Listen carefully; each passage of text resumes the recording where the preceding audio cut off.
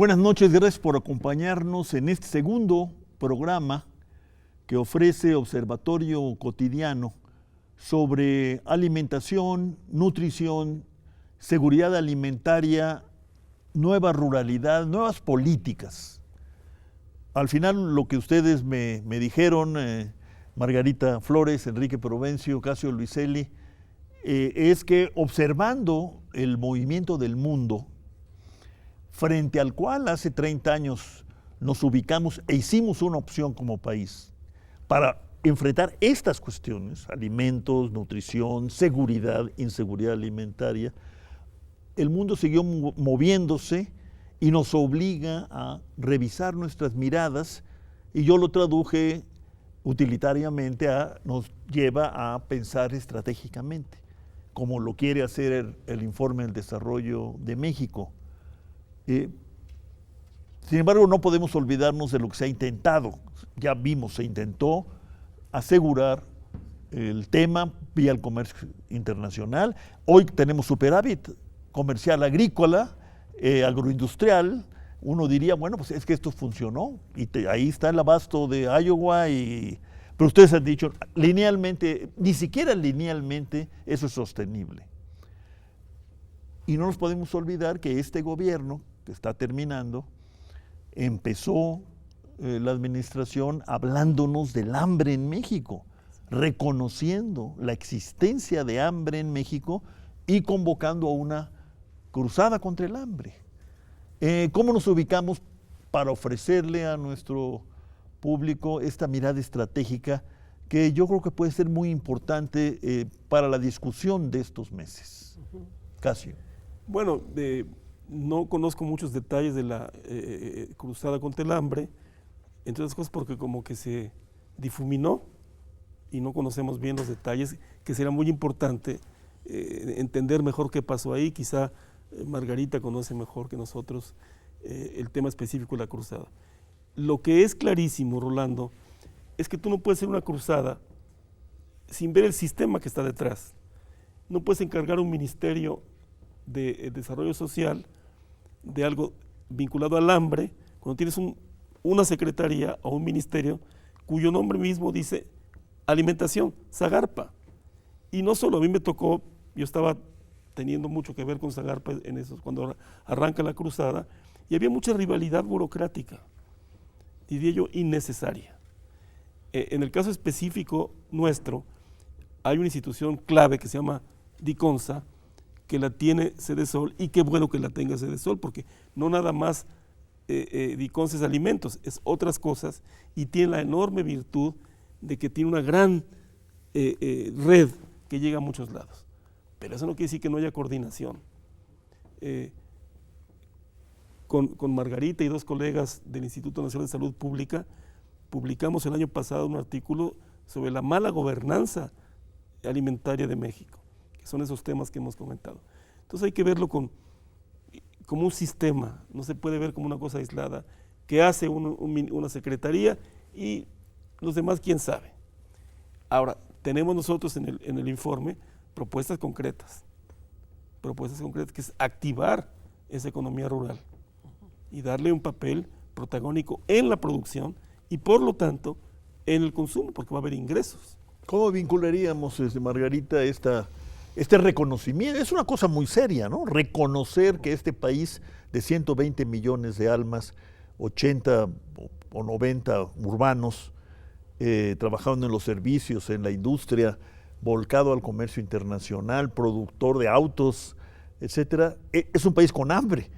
No, son palabras mayores, que sin embargo no se convirtieron en palabras mayores para nosotros ni para el gobierno al final de cuentas, salvo para un ministerio que luego siguió la suerte de no sé qué, la verdad. ¿Cómo vinculamos el tema del hambre con el tema de seguridad, inseguridad, nueva ruralidad? Bueno, yo diría que los tres, más aparte, la generación de empleos y la generación de ingresos, salarios decentes. ¿Por qué? Porque estamos viendo de que estamos hablando de 20% de la población en México que padece carencia alimentaria, o sea, inseguridad severa y moderada y severa. Y eso quiere decir... ¿Qué quiere decir moderado? Moderada quiere decir que las personas han dejado de comer la misma cantidad de comida. Primero deben de haber pasado por razones de ingreso, por falta de recursos, de haber bajado la calidad de lo que comían. Después parece que entonces tuvieron que reducir la cantidad, y cuando ya es severa es porque realmente la gente se ha tenido que ir a la cama sin comer. Entonces, estamos hablando efectivamente de condiciones muy precarias, y hablar de 20% de la población es hablar de millones, más de 25 millones. Más de 25 millones de personas. O sea, no estamos hablando de poquito, estamos hablando de mucha gente, y para la cual en un momento dado, bueno, se formuló la cruzada. La cruzada estaba de alguna manera pensada para los lugares que eran los más vulnerables, los más afectados por el tema efectivamente de inseguridad alimentaria. Sin embargo, como decía Casio, coincido con él, se diluyó. O sea, había toda una propuesta de combinar acciones productivas, había 5 objetivos: de reducir la desnutrición, inclusive la desnutrición crónica, o primero la aguda, fueron cambiando un poco. Había mucho sobre la participación comunitaria. Desafortunadamente fue más importante crear comités por crearlos que lo que nos permitiera realmente ir creando conciencia o de lo que iba pasando en las decisiones.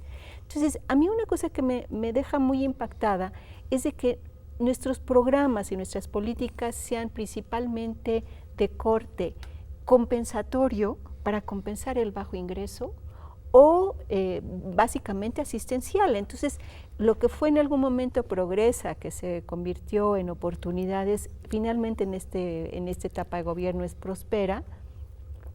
Qué bueno, gracias a esos programas se ha reducido seguramente el tema de la desnutrición infantil, pero no es suficiente pensar en compensaciones cuando tenemos también que partir de qué va a pasar con ese 20% de la población.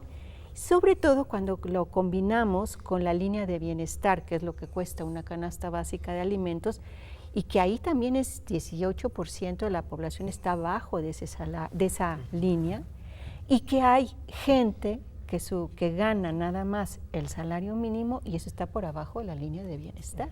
Enrique, dediquemos el resto del programa, que no es mucho, al tema pues, que nos convoca. Hoy, que nos ha convocado a lo largo del año. En este caso, propuestas estratégicas para el desarrollo 2019-2024. Claro, el tema que estamos abordando. ¿Por qué no haces una breve introducción para que luego escuchemos las reacciones de Casio y Margarita, que son los ponentes en esta materia? ¿Cómo no? Son 2 grandes dimensiones, una que atañe a la política alimentaria y nutricional, otra que atañe a las políticas rurales, tanto de producción como de ordenamiento de pueblos y pequeñas ciudades. Hay un nexo o una relación eficiente entre ambos mundos, y esa tiene que ver, por un lado, con el hecho de que una mejor política alimentaria supone, aunque no solo, un fortalecimiento de los sistemas productivos y una mejor coordinación e integración de políticas sociales para atender a la población con carencia alimentaria. Fortalecimiento productivo supone un mejoramiento de la producción, de su diversificación, de la productividad, sobre todo en los pequeños productores, pero también mejores y más inversiones para activar el campo y los circuitos rurales, junto con una mejora de las formas de producir, incluyendo en algunos casos aumento de las superficies cultivables. Pero por otro lado, las políticas de alimentación y nutrición suponen un mejor acceso a través del empleo y el ingreso, como nos ha dicho Margarita, lo cual remite a la política económica, y también una relación muy estrecha con las políticas de nutrición, de salud y de regulación de los mercados alimentarios para eliminar este sesgo del patrón de consumo alimentario. Todo esto hace un conjunto de políticas que al final tenemos que ver en la lógica de contar con una mejor alimentación y nutrición, y por tanto reorientar algunas políticas que tienen que ver con ambos universos. ¿Por dónde empezaríamos, Cas? Bueno, se puede empezar por el lado, volviendo a la ecuación y al sistema, debemos de empezar de alguna manera por la demanda, por el consumo. Entender qué estamos consumiendo, qué necesitamos consumir y demandar. En el informe, Margarita hace un muy buen análisis y propuestas sobre la parte de la demanda en la ecuación, o sea, la nutrición, la alimentación. Y yo me dediqué al tema de la nueva ruralidad, a la oferta, a la producción, a la parte inicial de la cadena. Para decirlo muy simple, pero es de mucho fondo, el 80% de los productores mexicanos son de minifundio, de menos de 5 hectáreas para abajo. El 60% de menos de 2 hectáreas. Claro, en un campo... Eso ya se había decretado inviable. Sí, fue un grave error que cometimos muchos, yo entre ellos, porque suponíamos que iba a haber de una forma un poco automática un proceso de compactación. Y lo que vimos fue una cosa muy interesante, fue que aumentó la fragmentación porque es una forma de que las familias defienden su seguridad alimentaria local. Si no entendemos eso... O su seguridad social, digamos. Claro, la vida es reproducir a la familia. Si no entendemos eso, no estamos entendiendo ahora el problema. Quizá en el pasado era distinto. Entonces, si tenemos una gran mayoría de productores en esas circunstancias, la política pública tiene que empezar por ahí y tiene que entenderlo de una forma moderna. Esto es un tema que maneja mucho Enrique. Si tú tienes un minifundio con el suelo muy degradado, que es muy común, paga un servicio ambiental. No pagues Procampo para producir, porque acabas en tepetate. Paga un servicio ambiental para reconstruir el suelo. Vamos a seguir con eso después de una pausa. Bueno.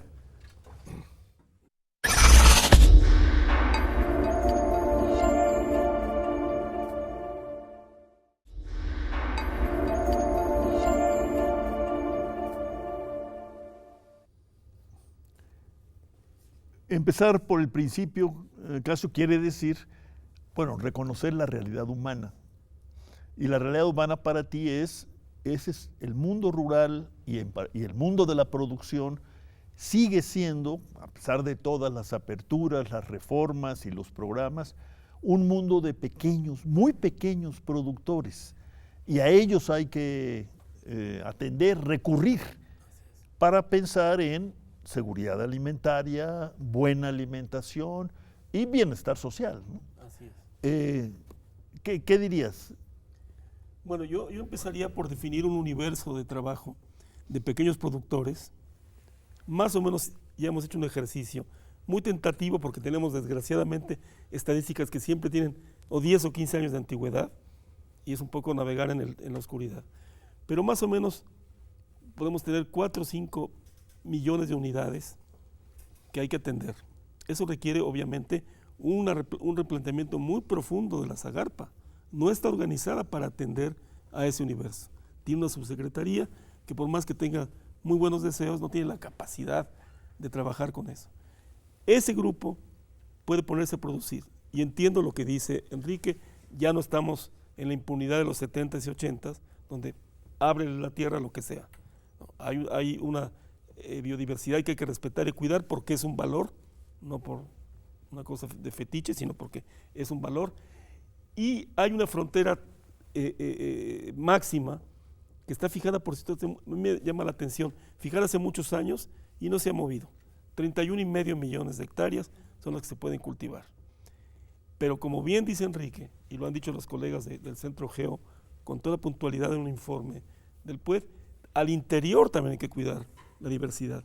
No es un interior de la frontera agrícola para la impunidad ambiental, sino para hacer un cierto cuidado. Aún así, hay trabajos y hay polémica, podemos calcular que hay entre 3 y 4 millones de hectáreas. Antonio Turrent, que es un investigador muy respetable, que yo tengo mucho afecto por él, que trabaja en el INIFAP, dice que hay 4 o 5 millones de hectáreas que se pueden rápidamente incorporar. Yo, sin tener los mismos datos que él, sin tener la misma capacidad de conocer cuantitativamente las cosas, calculo que entre 3 y 4 se puede. Y eso significa mucho. Es sobre todo en el sur y el sureste o zonas del centro, o zonas de sierra, donde hay que tener mucho cuidado con el tema ambiental. Entonces, poner a producir a más o menos 3 millones de productores, más o menos 3 o 4 millones de hectáreas, no de un día para otro, eso no se puede.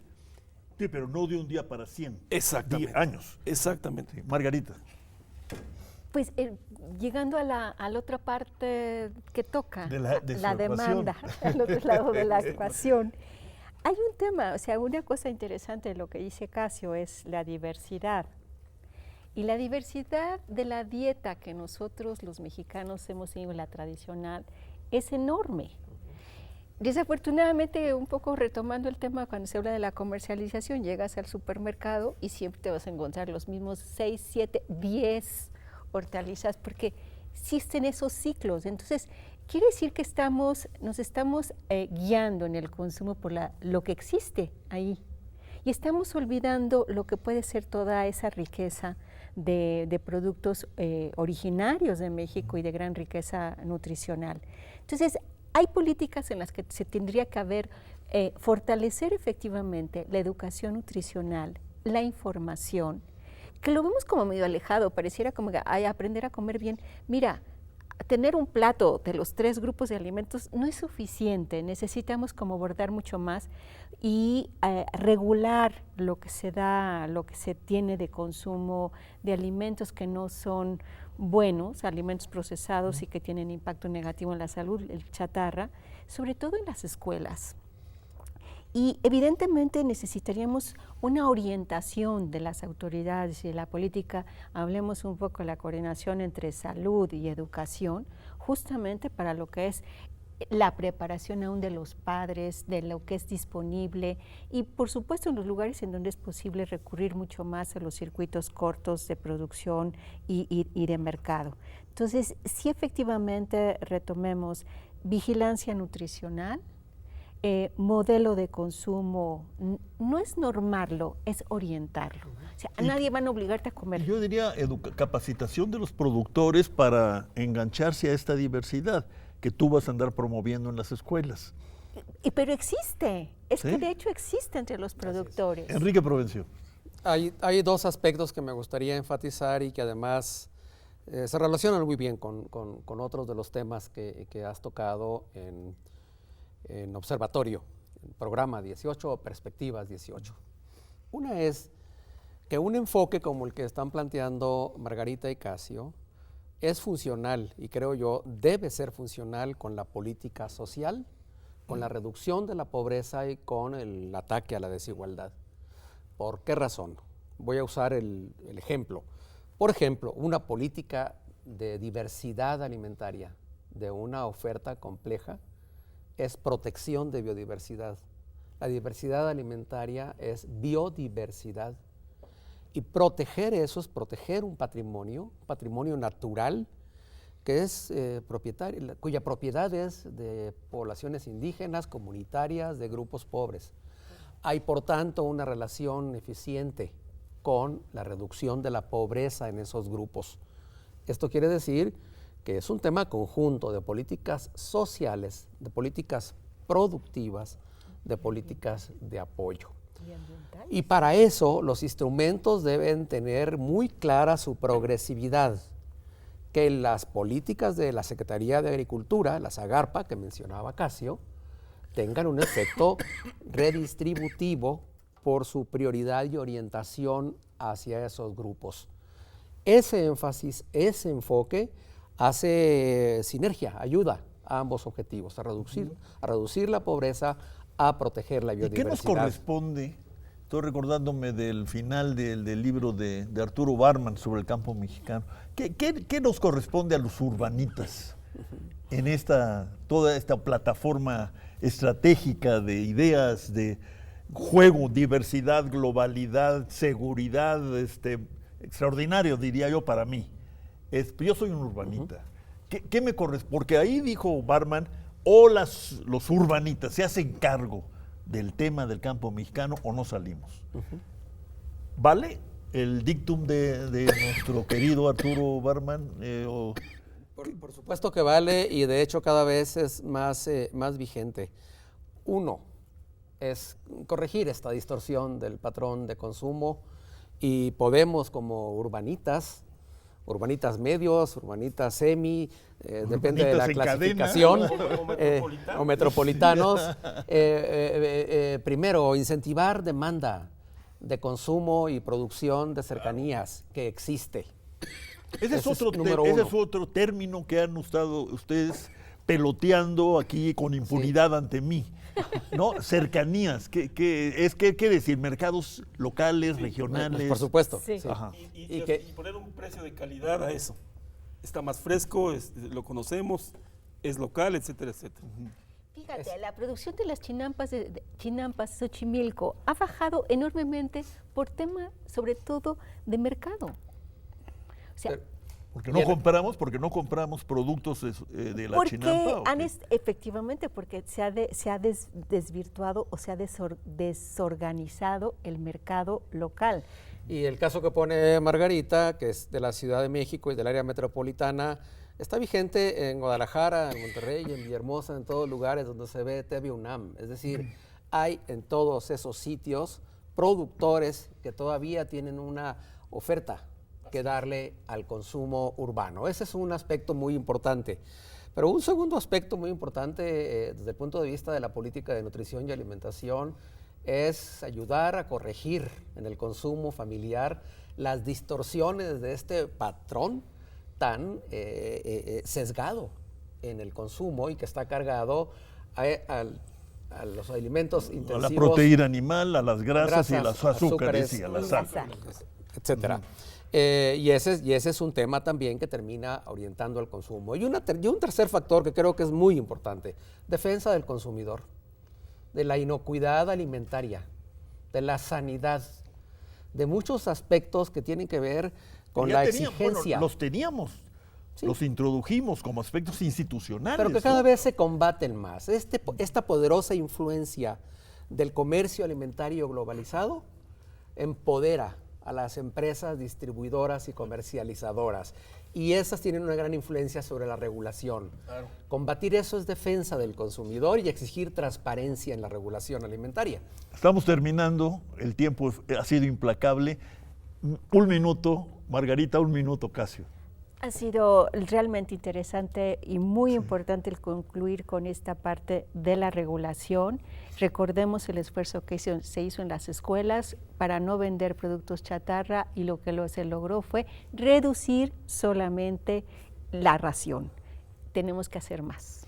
Casio. En la misma línea, hace muchos años, con mucho apoyo del Estado, se intentó reducir el consumo de alimentos chatarra, de aumentar la lactancia materna, etcétera, etcétera, y no se pudo por la fuerza de las empresas, las capturas regulatorias de las empresas.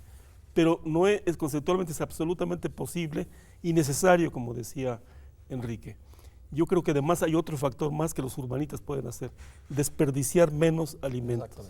Desperdiciamos más o menos el 26% de la oferta, 26%. Es una tarea más que los urbanitas pueden hacer y cerrar la ecuación alimentaria. Muy bien. Casio, Luiselli, Margarita Flores, gracias. Enrique, desde luego, muchas gracias. Me hiciste el favor de recordarme que habíamos iniciado esta serie llamándole Panoramas 18. Yo creo que con este programa le dimos la vuelta. Son panoramas estratégicos para más allá del 18. A ver si nos mantenemos de aquí en adelante en esta nueva apertura que ustedes me hicieron el favor de darme gratis, no impunemente, pero gratis. Seguro. Muchas gracias. Gracias. Gracias a ustedes, buenas noches.